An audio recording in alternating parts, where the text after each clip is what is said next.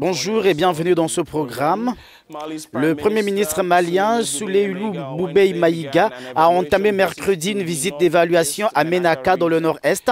Cette région instable, frontalière du Niger, a été le théâtre récemment d'une vague de violence intercommunautaire. La région est aussi connue pour être un refuge pour les terroristes islamistes. La semaine dernière, des dizaines de civils des communautés Touareg et Peul y ont été tués alors que des opérations antiterroristes sont toujours en cours dans cette région contre le groupe État islamique dans le Grand Sahara.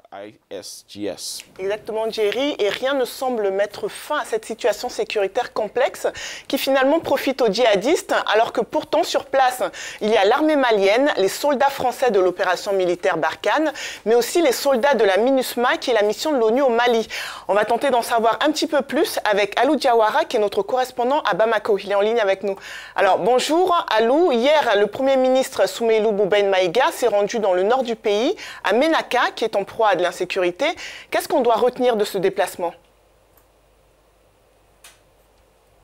Souleymane Maïga a effectué effectivement une courte visite sous haute surveillance à Ménaka, et pour la première fois un Premier ministre se déplaçait à Ménaka, la région frontalière avec le Niger, depuis le début de la crise sécuritaire dans le nord du Mali en 2012. Et du côté de la primature, on indique que la visite était prévue de longue date, donc placée dans le cadre de la tournée du Premier ministre pour s'enquérir des réalités du pays. Mais cela n'a pas empêché que cette visite ait un cachet particulier. En effet, elle intervient après des semaines d'attaques sur les populations qui ont fait plusieurs dizaines de morts, notamment les 26 et 27 avril dernier.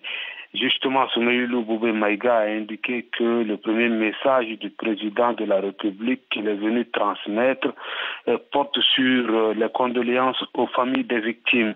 Le Premier ministre a eu un message pour les groupes armés présents dans la région comme le Gatia et le MSA. Il leur a demandé d'observer le strict respect de la loi et du droit international humanitaire dans leurs opérations de sécurisation des populations. Pas d'enfants soldats dans les rangs de ces groupes armés, pas d'exécution non plus, a-t-il dit. Sinon, des enquêtes seront immédiatement ouvertes, a-t-il laissé entendre. Pour répondre à la demande de la population, Souleymane Boubèye Maïga a annoncé l'arrivée cette semaine de 2 groupes électrogènes pour résorber le problème d'électricité.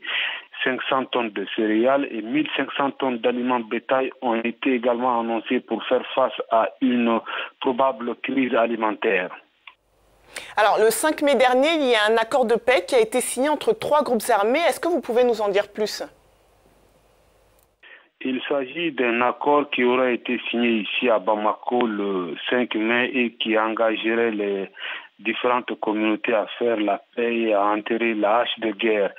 Mais le groupe armé Gandaïzo a laissé entendre que le signataire en son nom n'est pas la bonne personne. Et dans tous les cas, on dit de cet accord qu'il n'émane pas directement des acteurs de premier plan qui sont eux toujours sur le terrain. Et beaucoup d'analystes ne voient pas comment un tel document pourrait prospérer et produire des effets. Et parfois, les communautés ont recours à des arrangements entre elles pour aplanir les différends. Même si ça ne marche pas cette fois, la méthode a parfois permis d'avancer dans d'autres situations. On se rappelle, il y a quelques années, l'accord d'Anefis qui avait permis d'installer une relative confiance entre la CMA et le Gatia. Alors, pour ramener le calme entre les différentes communautés, les soldats français de l'opération militaire Barkhane se sont alliés sur le terrain avec certains de ces groupes armés et visiblement, cette alliance n'est pas vue d'un bon œil.